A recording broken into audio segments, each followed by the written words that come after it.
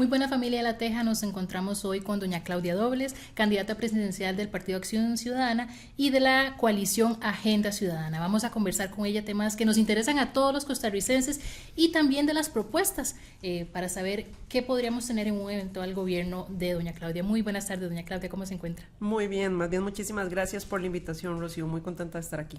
Muchísimas gracias. Empecemos con un tema que esta semana fue de mucha actualidad. Vamos a ver qué piensa de la situación que denunció doña Laura Fernández, candidata del Partido Pueblo Soberano, en el que dijo que había estado sufriendo espionaje y que le habían puesto un micrófono en su oficina. ¿Qué piensa de esto y del tratamiento que se le dio a la situación? Bueno, yo creo que lo que denuncia doña Laura es, de ser cierto, es muy serio, pero me parece que lo primero que debió hacer es acudir al organismo de investigación judicial, que es donde corresponde, y creo que ese proceso se llevará como corresponde desde ahí. Lamentablemente, por la manera en la que se hizo, creo que la prueba se tocó, invitó primero a la prensa. Es decir, creo que el manejo desde el punto de vista de que se haga una investigación seria no se hizo poniendo como prioridad la seriedad de la investigación, sino más bien una oportunidad mediática. Pero bueno, ese proceso tendrá que ir donde corresponde, que es en el OIJ. Uh-huh. En estos días se ha hablado también mucho de la situación que está viviendo Fabricio Alvarado, el diputado y también candidato presidencial. Está enfrentando 2 acusaciones por presuntos abusos sexuales y bueno, hay personas que dicen que él debería renunciar a su inmunidad como diputado, incluso a sus aspiraciones presidenciales. ¿Qué piensa usted al respecto?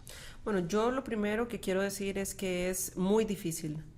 Es una decisión valiente y es difícil para las personas que han sido víctimas de abuso sexual, de dar un paso al frente. Entonces, toda mi solidaridad para Alicia. Me parece que esto ha sido un acto de valentía y yo quiero solidarizarme con ella. Eso es lo primero, es una decisión difícil y valiente. Yo espero que en el proceso no haya una revictimización, que eso tenemos que cuidarnos. Victimizamos doblemente a las personas que han pasado por procesos que ya de por sí son absolutamente dolorosos. Y creo que hay que tomárselo con toda la seriedad. O sea, Costa Rica no debería permitir que nosotros tengamos personas que estén intentando hacer el ejercicio del servicio público, sobre todo al más alto nivel, ni que estén vinculados o con posible vinculación, con dudas, con cuestionamientos de posible vinculación con crimen organizado, con narcotráfico, con lavado, ni evidentemente con temas de abuso sexual. También hay un principio de inocencia. Creo que don Fabricio tiene el derecho, así le corresponde, que tenemos todos los costarricenses, de probar nuestra inocencia, donde corresponde, que es en el proceso judicial. Entonces yo espero que ahí es donde podamos tener una verdad real de los hechos. Uh-huh. El tema de las jornadas 4x3 ha acaparado y prácticamente paralizado la Asamblea Legislativa durante meses. ¿Apoya usted ese proyecto de ley, doña Claudia? No, yo he dicho en diversas ocasiones y públicamente que nosotros no apoyamos el proyecto de 4x3 que está en este momento en la Asamblea Legislativa. Creo que es un proyecto que está mal hecho, creo que es un proyecto que es de una visión bastante angosta, creo que es un proyecto que responde a una conversación y necesidades que teníamos hace 20 años. Creo que eso ya no es necesariamente la discusión que nosotros necesitamos tener a partir de cómo la dinámica del trabajo ha cambiado, cómo la tecnología ha venido a generar dinámicas de trabajo completamente distintas a las que teníamos reguladas anteriormente, y que tenemos que tener una conversación amplia acerca del futuro del trabajo para crear seguridad jurídica para la empresa privada, que pueda crecer y que pueda generar más empleo y que pueda competir en un ambiente global ágil, dinámico, que se mueve y que cambia muy rápidamente, pero a su vez también garantizar los derechos y la dignidad de cada uno de los y las trabajadoras. Eso también significa que si las dinámicas del trabajo han cambiado, las dinámicas de la forma en la que damos servicios públicos también tienen que cambiar. Uh-huh. Según la última encuesta del INEC, 137,000 personas están sin trabajo. como acciones puntuales, ¿qué haría usted en un eventual gobierno para bajar el desempleo? Bueno, de entrada tendremos que robustecer dos grandes motores de desarrollo y de generación de empleo que han sido por muchísimo tiempo, siguen siendo la opción de empleo que tienen muchas personas en ciertas geografías, los cuales están absolutamente debilitados. Lo primero que nosotros queremos hacer de manera inmediata es trabajar para robustecer el sector agro y el sector turismo. Ambos son posiblemente los motores de desarrollo de zonas rurales, no específicamente, pero sí especialmente de zonas rurales. El sector agro, por ejemplo, es un sector que genera empleo que no necesariamente es de alta calificación, que en el momento en el que estamos, el sector agro está absolutamente disminuido, está siendo despreciado completamente a nivel de política pública por este gobierno. Es más, la política pública de esta administración pareciera que lo que busca es terminar de destruir al sector agro. Entonces nosotros estamos generando una estrategia nacional del agro para no solamente poder recuperar los empleos que se han perdido, sino poder generar más. Y por el otro lado, queremos trabajar en cómo robustecer y cómo generar las condiciones que habiliten un crecimiento del sector turismo, que también genera muchísimo empleo, sobre todo en zonas fuera del gran área metropolitana. Entonces, esos dos motores tenemos que ponerlos a andar a toda máquina. Eso es lo primero, y ahí podemos recuperar una buena cantidad de trabajos que se han perdido, sobre todo el sector agro. En el mediano y largo plazo, eso va muy ligado a una agenda de competitividad que estamos nosotros promoviendo, una agenda de competitividad que incluye mejoras en infraestructura pública, muy de la mano a mejor infraestructura vial. Eso le ayuda al sector productivo a ser más competitivo y a sacar sus productos, eso le ayuda a las comunidades a conectarse, eso le ayuda a las personas a buscar oportunidades, una mejora en infraestructura hídrica, que eso tiene un impacto significativo en el sector productivo, desarrollo y también el bienestar de las comunidades. Estamos también con infraestructura a nivel de conectividad. Si queremos dar más y mejores trabajos en todo el territorio, necesitamos que todo el territorio esté conectado. La realidad de la economía y la realidad laboral del 2025 requiere de conectividad. Por supuesto que eso está ligado con una estrategia de educación que nosotros hemos llamado un Acuerdo Nacional por la Educación, que tiene un horizonte más allá de la próxima administración, pero que arrancará con condiciones habilitantes en la próxima administración. Y por supuesto, el tema de seguridad. Hay mucha inversión extranjera directa que en este momento no solamente se está viendo paralizada, sino que se podría disminuir o podría irse a otro lugar, inversión que podría bien generar más empleo en Costa Rica por un tema de seguridad. En este momento el tema de seguridad está siendo uno de los problemas más importantes para el sector productivo a nivel de limitación de crecimiento o de atracción de inversión. Entonces, la generación de empleo, lo primero, recuperemos lo que perdimos, sobre todo en dos motores de desarrollo tan importantes como agro y turismo. Y por otro lado, generemos una agenda de competitividad, sobre todo desde el punto de vista de lo que nosotros podemos hacer y podemos controlar para dar las condiciones que habiliten el crecimiento del sector productivo y que nazcan también emprendedurismo en todos los rincones del país. Uh-huh. Ya mencionaba usted el problema de la inseguridad, ¿verdad? La gente en las encuestas ha dicho que es lo que más le preocupa en este momento en el país, la ola de violencia que se vive. Según el OIJ, llevamos 691 homicidios y cada vez los vemos más violentos, doña Claudia. Para usted, ¿cuál ha sido el principal error o los principales errores de este gobierno en materia de seguridad? El principal error es que prácticamente no se hace nada. O sea, hay una desidia absoluta que yo no me la puedo explicar. Y como costarricense, a mí, con toda honestidad, me indigna. Me indigna que no haya una ejecución real de ningún tipo de plan estratégico. Me indigna que cuando al ministro de Seguridad se le pregunta que cuál es la planificación alrededor de la proyección de homicidios, que estamos prácticamente en 700 ya en lo que va del año. ¿Cómo vamos a cerrar el año? El ministro lo que dice es que él no es futurólogo. Eso es para mí, eso es una burla. Es que nadie le está pidiendo que juegue a las adivinanzas. Cualquier política pública se basa en ciencia y técnica, se basa en análisis de datos. Lo que se le está pidiendo al ministro es el mínimo de seriedad de hacer un planteamiento de planificación con base análisis criminal, inteligencia policial y proyecciones. Si no es capaz de hacer eso, bueno, entonces nos damos cuenta por qué tenemos prácticamente 2.7 personas que están siendo asesinadas por día en Costa Rica. ¿Cómo podemos normalizar eso? Nosotros justamente el día de hoy, a raíz de la crisis de inseguridad en la que vivimos, y porque yo creo que Costa Rica no se merece el continuismo de la situación de desidia en la que nos encontramos el día de hoy, es que estamos planteando un acuerdo de mínimos a nivel de seguridad con acciones que se pueden tomar de manera inmediata. A falta de estrategia de parte del gobierno, nosotros le estamos dando 7 acciones que puede hacer ya y que han tenido resultados anteriormente, impactos positivos en la disminución de los homicidios. Recordemos que estamos cerca de 700 homicidios y de esos 28 al menos han sido víctimas colaterales. Personas absolutamente inocentes, 28 familias que en este momento están de luto por un ser querido que ya no está. ¿Y cuáles son las acciones que ha tomado el gobierno?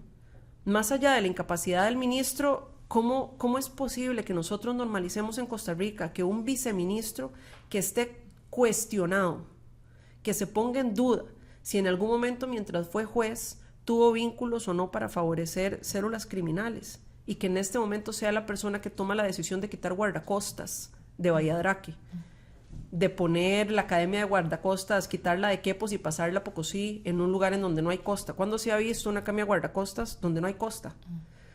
Entonces creo que a nivel de seguridad, más que qué se ha hecho es por qué no se ha hecho y por qué las acciones han sido tan evidentemente ilógicas que rayan contra todo nivel de sensatez. Vimos incluso que usted pidió la renuncia del ministro y del viceministro. Así es. El ministro porque ha comprobado su falta de capacidad y porque cuando se le pregunta y cuando se le exige que se responsabilice, es incapaz de responsabilizarse. Él es el responsable político.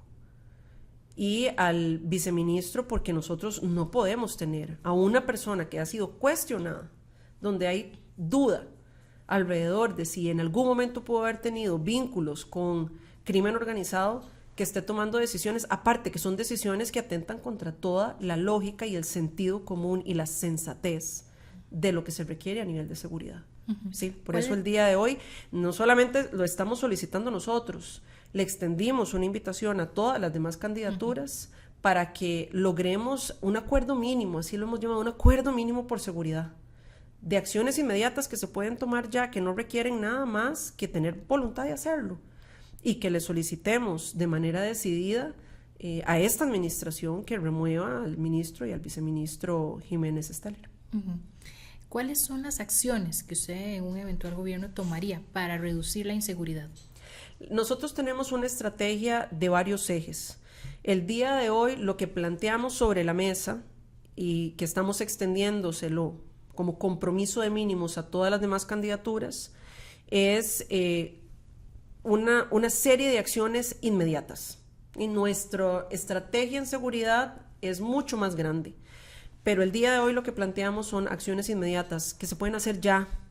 La primera es activar el Consejo Presidencial Nacional de Seguridad, liderado por el presidente de la República, en este caso, la invitación es que lo active, y en mi caso el compromiso de que el día 1 yo convocaré el Consejo Presidencial para la Seguridad Nacional, que es un ente que coordina con los otros poderes de la República una política nacional de seguridad, porque la realidad es que la política nacional de seguridad le corresponde al Ejecutivo ejecutarla, pero le corresponde también poder entablar los puentes y la coordinación con el Legislativo para lo que se tenga que hacer desde el Poder Legislativo, que hay una agenda que hay que modificar ahí, y por supuesto la coordinación que requiere con el Poder Judicial.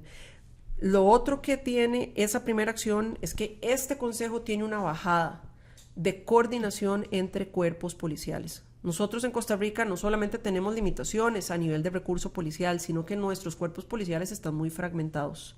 Están los que le responden al Ejecutivo, ¿verdad? Que es la Policía de Control de Drogas, la Fuerza Pública, Fronteras, tenemos al Poder Judicial y al OIJ, y tenemos también las municipalidades que tienen policía municipal. Entonces, este consejo tiene una bajada de coordinación entre las direcciones de los diferentes cuerpos policiales, no importa a qué poder le responden. Entonces, si desde el más alto nivel se coordinan los tres poderes, esta es una bajada técnica, que es importante porque a partir de ahí y a partir de esa coordinación se genera el análisis criminal, la inteligencia policial para hacer una planificación más estratégica, y si esta administración lo hiciera, posiblemente el ministro de Seguridad podría decir cómo va a pronosticar y qué va a hacer a partir de ese pronóstico para reducir los homicidios. En la administración pasada, a partir de la información que teníamos de este ente coordinador, es que se desplegaban los megaoperativos en zonas calientes del país y que eran muy efectivos, demostraron ser muy efectivos. Eso se puede hacer ya. Nosotros lo que nos estamos comprometiendo en estas 7 acciones inmediatas es que yo las haré desde el día 1, pero en todo caso es decirle al gobierno, hágalas ya. No tiene ninguna limitación, excepto tener voluntad política para hacerlas. Otra de las acciones que nosotros estamos diciendo se puede hacer ya es girarle al Poder Judicial el presupuesto que le aprobó la Asamblea Legislativa. O sea, ¿quién gana si nosotros no dotamos de esos recursos que posiblemente van a ir a robustecer la investigación judicial contra crimen organizado? Eso se puede hacer ya. ¿Qué es lo que limita al Poder Ejecutivo a hacerlo? Absolutamente nada. Nosotros también hemos dicho que regresaremos la Academia de Guardacostas a Quepos, como corresponde, y también hemos dicho que reinstalaremos el punto de guardacostas de Bahía Draque. Pero eso es una cosa como de sentido común. Si sabemos que la droga tiene una puerta de entrada por esa zona, ¿cómo quitamos guardacostas de ahí? ¿Cómo quitamos guardacostas de ahí? Ya estamos perdiendo el control de parte de nuestro territorio, no solo terrestre, también marítimo, porque estamos debilitando guardacostas. Entonces, esto es una serie de acciones inmediatas que forman parte, como decir, punto número 1 de nuestra estrategia de seguridad. Pero las otras áreas en nuestra estrategia de seguridad es dotar de más recursos, más recurso humano y por supuesto que más equipo tradicional para poder realmente ejercer un control territorial como corresponde. El otro eje es la incorporación de tecnología. Nosotros desde la administración pasada se dejó el financiamiento de un centro de comando y control que entiendo que esta administración ha ejecutado. Nosotros lo haremos crecer y estamos empeñados en meterle tecnología no de punta, tecnología que se requiere como mínimo para el ejercicio de la seguridad nacional en el 2025. Significan drones, radares, sensores. Es lo mínimo. Mucho del control territorial que se puede hacer en nuestro territorio por ciertas condiciones es mejor con drones. Es mejor controlar el territorio con un dron en algunos puntos de nuestro territorio que meter oficiales. Es más arriesgado, es más costoso y no es tan eficiente. Entonces incorporemos tecnología. Otro de nuestros ejes de trabajo es la modernización y revisión de un paquete legal que es importante. El crimen organizado el día de hoy es hablar de cerrar brechas legales que tenemos a nivel de ciberseguridad, de fraudes digitales, de los cuales los costarricenses cada vez somos más y más víctimas de fraudes digitales. Hay cualquier cantidad de costarricenses que les han sacado dinero del banco por un fraude digital. Estamos hablando del uso de criptomonedas como método de pago. Ahí no tenemos completamente una regulación bien establecida para poder combatirlo. Estamos hablando de que Costa Rica forma parte a nivel de narcotráfico y de crimen organizado de redes que van más allá de nuestras fronteras y que utilizan inteligencia artificial para eficientizar esas rutas de narcotráfico. Bueno, nosotros tenemos que entonces hablar de inteligencia artificial desde el punto de vista de seguridad. Entonces, ese es otro de los ejes que queremos nosotros tomar. El otro eje es infraestructura. Nosotros creemos que en efecto se tiene que generar más infraestructura carcelaria.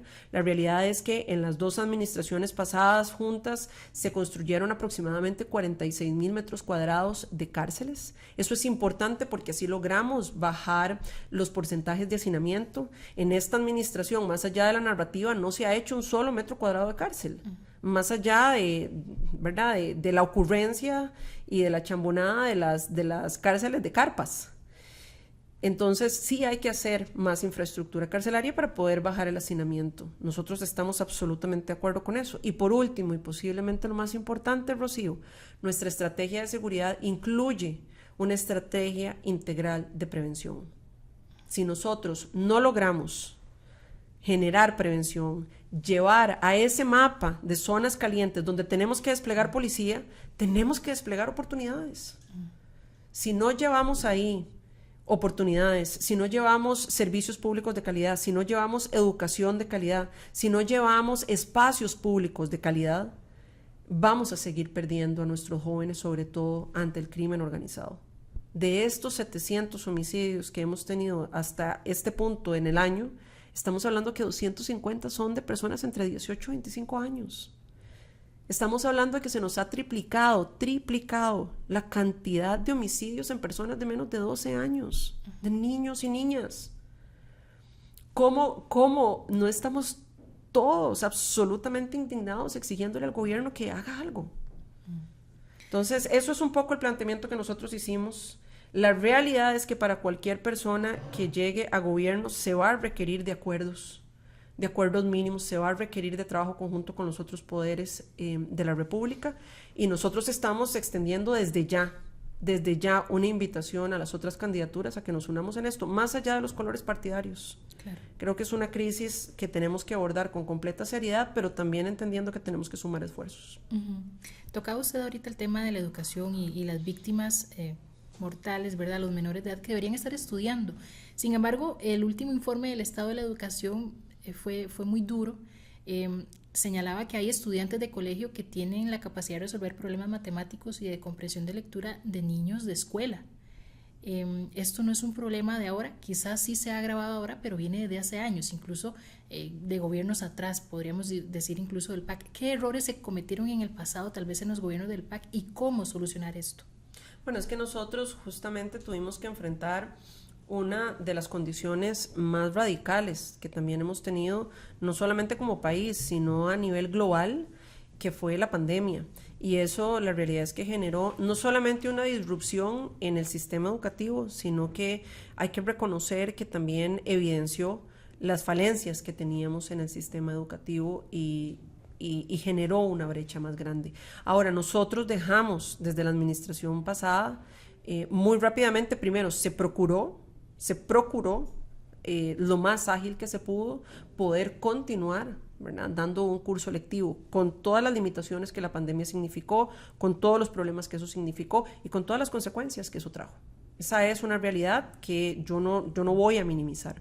Pero también se trabajó en dejar listo un plan remedial del cual prácticamente no solamente no se tomó ninguna acción, sino que uno puede decir, bueno, una nueva administración quería tener un planteamiento, digamos, una propuesta de abordaje diferente. El problema que tenemos es que no tuvimos ni siquiera cuál era el planteamiento, más allá de poder remediar y apalear las consecuencias que tuvimos por la pandemia. No había ningún tipo de claridad, de norte, de métricas, de objetivos, prácticamente nada. Entonces estamos en una condición muy crítica, en donde los últimos prácticamente 4 años, no que las administraciones pasadas no se cometieran errores, por supuesto, y falencias, errores, desaciertos, totalmente, pero había un objetivo, había una ruta que se intentó hacer de la mejor manera. Es que aquí lo que hemos tenido es una dinámica absolutamente errática, donde ni siquiera sabemos para dónde vamos.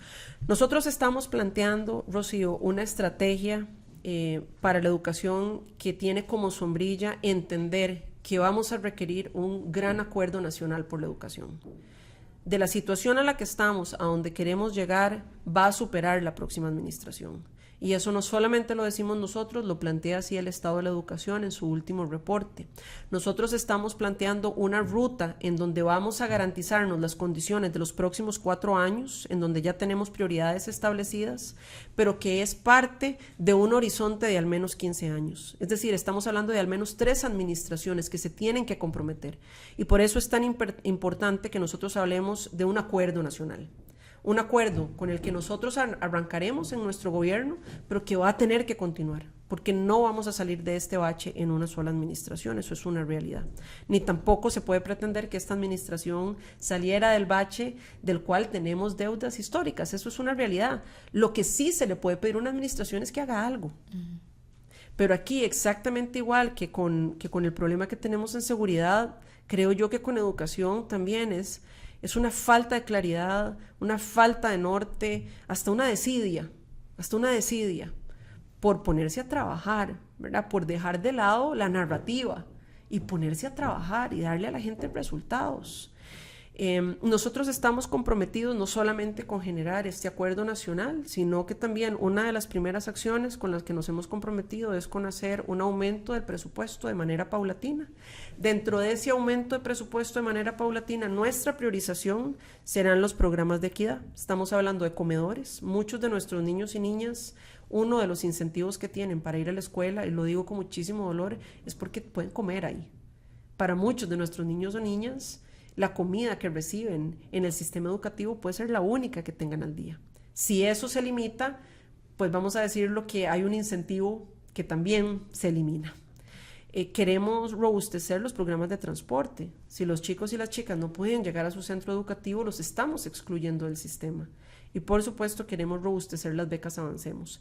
El debilitamiento de estos programas de equidad nos está dejando claros cuáles son los resultados. Tenemos una caída en la matrícula. Chicos y chicas que deberían estar en el sistema educativo ya no están porque el sistema no les generó las condiciones para que continuaran. Entonces, eso es posiblemente una de las prioridades a las cuales nosotros nos estamos comprometiendo. Por supuesto, también nos estamos comprometiendo con una mejora en la gestión, una mejora en la gestión administrativa. Estamos abogando por el 100% de la digitalización de todo el sistema del Ministerio de Educación Pública para buscar eficiencias, para eliminar duplicidades, para cortar burocracia. Y en eso podemos apalancarnos de la plataforma Saber, que justamente es una plataforma que se dejó desde la administración pasada, que entiendo que está dando buenos resultados, hay que hacerla crecer. Eso nos va a llevar también a una mejora en la gestión desde el aula. En esta mejora en la gestión desde el aula queremos trabajar con el cuerpo docente, con ese maestro, esa maestra que en este momento tiene que mandarle a decir a una familia, este viernes no hay clases porque tengo que llenar formularios. Con la mejora en la gestión administrativa y la digitalización, nosotros consideramos que vamos a poder recortar muy buena parte de esa burocracia de la cual estamos llenando a nuestros docentes. También desde la gestión, desde la mejora en gestión desde el aula, queremos dar un apoyo que en este momento ha sido una retroalimentación que hemos recibido de muchos maestros y maestras, y es que en el aula se terminan intentando resolver problemas que no son académicos, que no son necesariamente de aprendizaje. Son problemas sociales, son problemas psicológicos, emocionales o son problemas de orientación.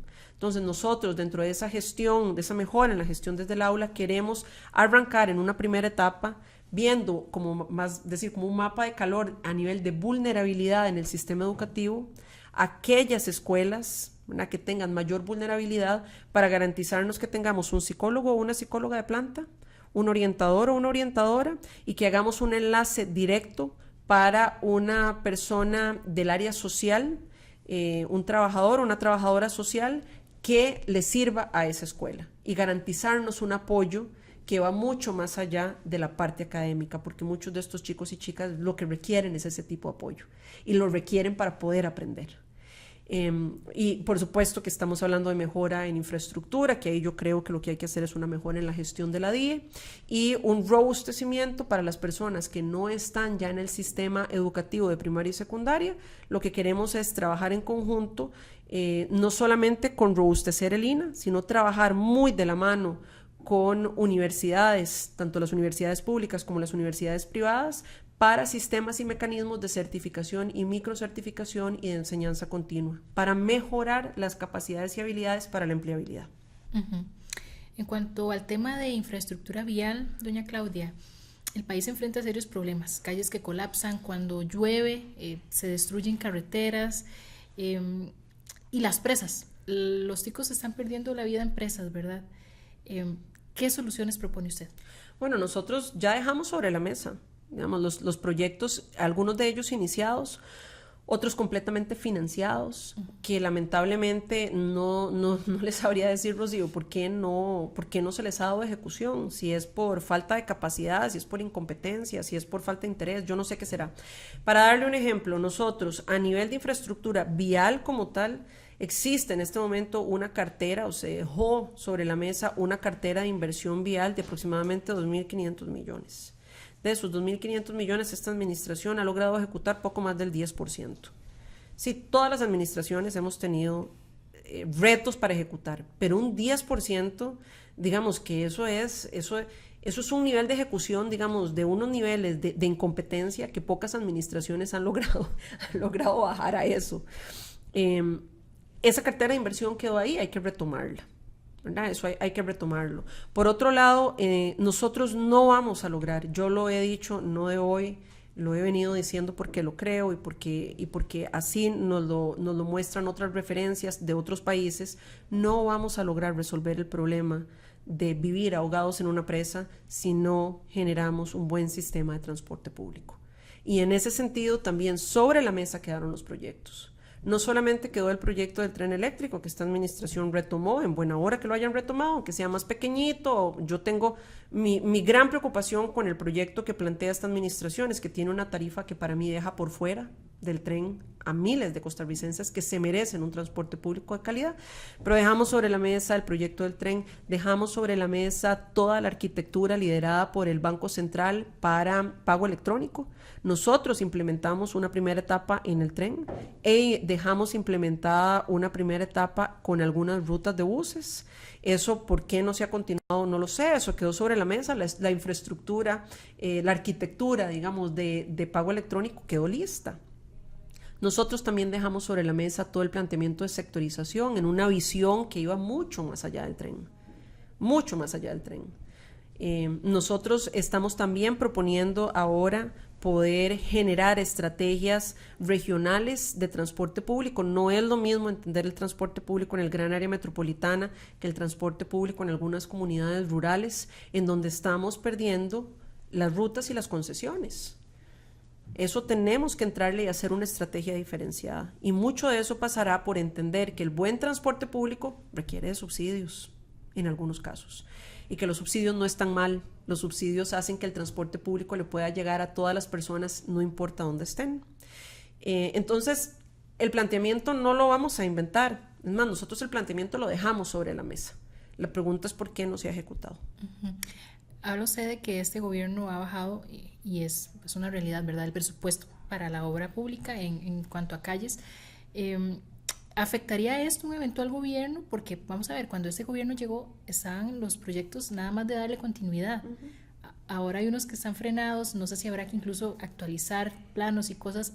¿Representa esto un reto extra para el próximo gobierno? Claro que sí, no solo un reto extra, una irresponsabilidad, porque cada administración no solamente tiene como parte de su responsabilidad ejecutar lo que puede y debe ejecutar, sino seguir con la planificación y avanzar con proyectos que la administración, por un tema de lógica de lo que duran los proyectos, no va a poder ejecutar, pero se los deja a la siguiente administración, como nosotros dejamos esta cartera de inversión para esta administración. Esta administración no solamente ignoró esa cartera de inversión, paralizó proyectos, desestructuró proyectos, sino que no le está dejando absolutamente nada a la siguiente administración. No está dejando nada. Nosotros, dichosamente, conocemos bien la cartera de inversión que quedó ahí y vamos a tener que retomarla con la mayor celeridad, con la mayor responsabilidad, pero sí, esto no es una pausa, esto es un atraso y una irresponsabilidad hacia el futuro. Uh-huh. El tema de las listas de espera de la caja. Uh-huh. Hemos visto casos, por ejemplo, en ortopedia, personas que están esperando cita para el 2034. ¿Qué hacer, doña Claudia, para corregir esto? Tal vez decirle que nosotros dichosamente ya lo hicimos. Ahora hay que retomar un planteamiento que nosotros hicimos en el 2018, que se ejecutó en el 2019 y que empezó a dar resultados en el 2020. Con el problema de que cuando teníamos ya y empezábamos a ver algunos resultados, muy rápidamente todo el esquema de la seguridad social tuvo que cambiar y adaptarse rápidamente, que más bien para mí eso es un logro, la agilidad con la que se logró adaptar todo el aparato de salud y de seguridad social para poder atender la pandemia. pero realmente se empezaron a implementar con algunas estrategias muy puntuales, mejoras significativas en listas de espera de sectores, ¿verdad? No de todo. Entonces, eso hay que retomarlo. La idea, evidentemente, era que lo lográramos crecer y ampliar. No se pudo por efectos de la pandemia y lamentablemente igual no se ha hecho, no se ha retomado, no se ha generado una estrategia alrededor de las listas de espera. Nosotros tenemos un planteamiento de cómo eficientizar recursos, de cómo hacer un trabajo conjunto para mejorar la situación de los especialistas. Eso es un trabajo que hay que hacer de la mano con el sector y en diálogo con el sector, y cómo obviamente retomamos la cartera de inversión de la caja, que también quedó paralizada. Es exactamente lo mismo en un sector, en otro, y yo le repito, Rocío, yo no sé si es desidia, no sé si es falta de capacidad, no sé qué es, pero evidentemente necesitamos a todos los niveles, para mejorar el servicio, necesitamos también infraestructura. No me refiero solamente a infraestructura hospitalaria, en donde, por ejemplo, ya a estas alturas ya deberíamos estar por terminar el hospital de Cartago o en una etapa avanzada. Y lamentablemente apenas estaría por empezar, por razones que al día de hoy nadie termina de entender. Pero así como tenemos tema de infraestructura en hospital, la cartera de inversión en infraestructura también tenía áreas de salud y también tenía EVAIS, de los cuales, por ejemplo, una de las medidas que nosotros estamos proponiendo en EVAIS es un planteamiento progresivo para que los EVAIS empiecen a tener horarios también vespertinos. No solamente el horario regular que tenemos al día de hoy, sino tener horarios vespertinos que permitan a las personas, muchas de ellas que pueden ir al EVAIS hasta después de que salen de sus trabajos, tener acceso a la atención primaria. Pero tenemos una estrategia robusta de listas de espera. Eso sí, queremos entablar un diálogo importante con el sector para algunos temas muy específicamente alrededor de los especialistas.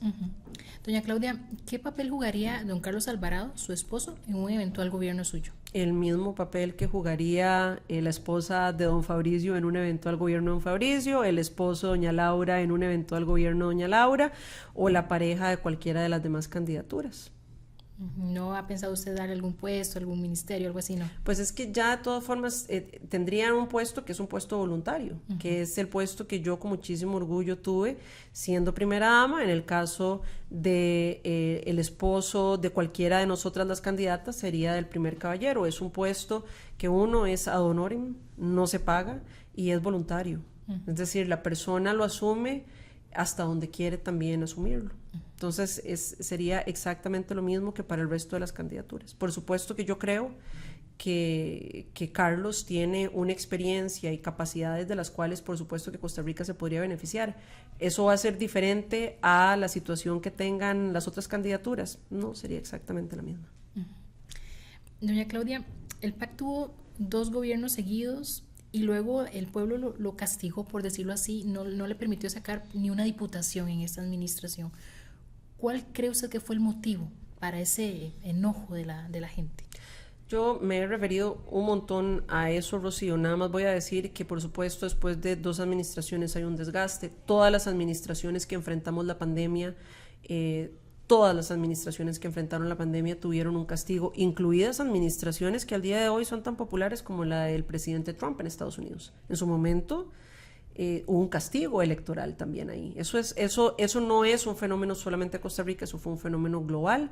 Por supuesto que se cometieron errores de los cuales nosotros nos hemos tomado con muchísima seriedad, pero también hubo muchos aciertos.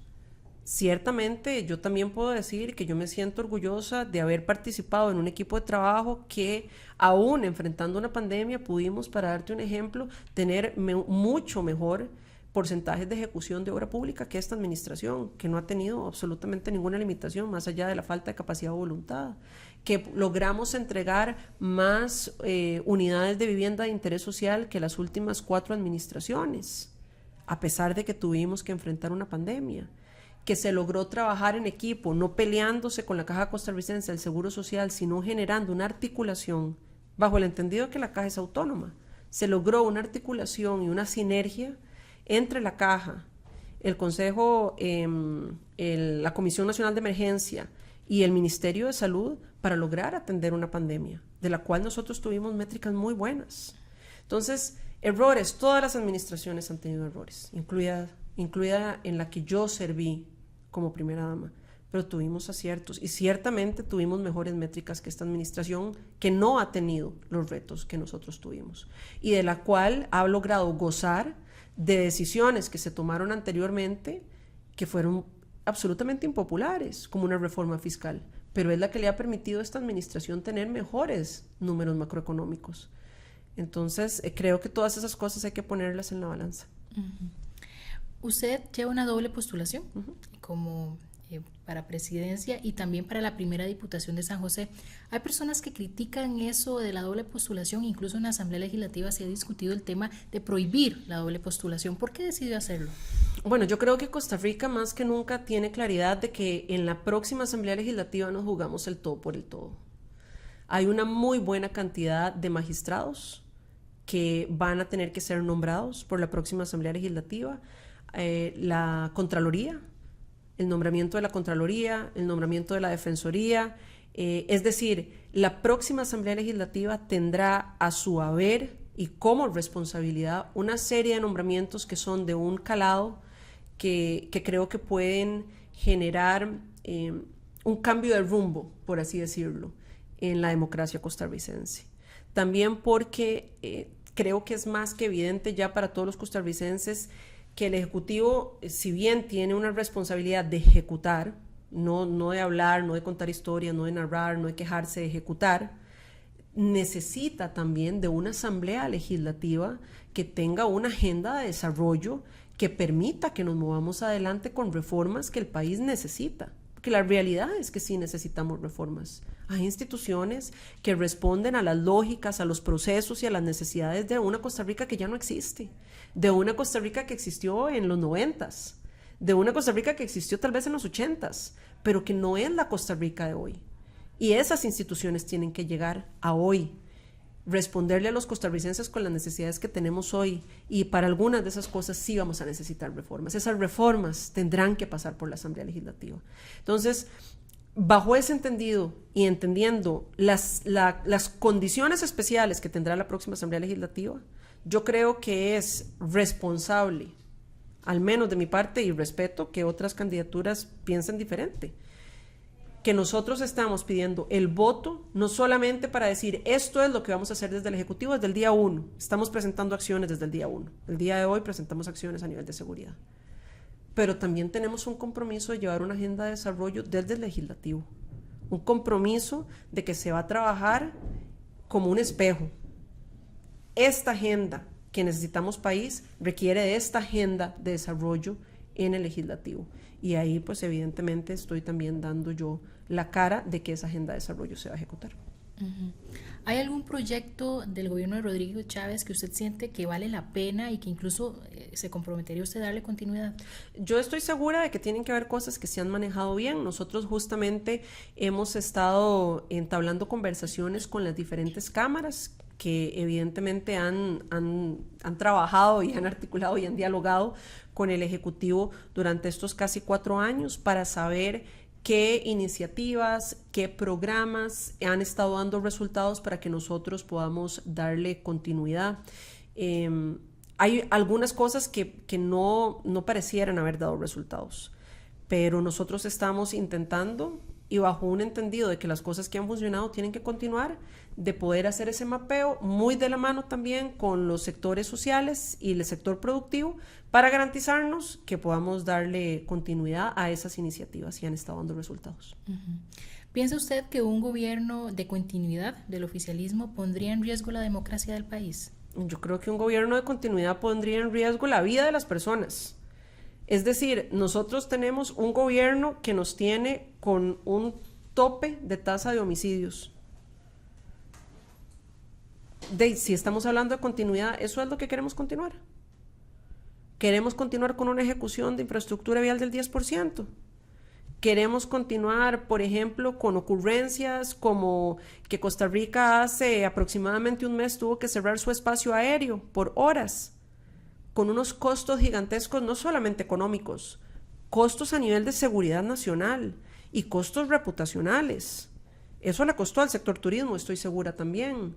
sencillamente porque por la falta de planificación, la improvisación y las ocurrencias no tomaron en cuenta que ya se les había dicho que había un problema con los radares.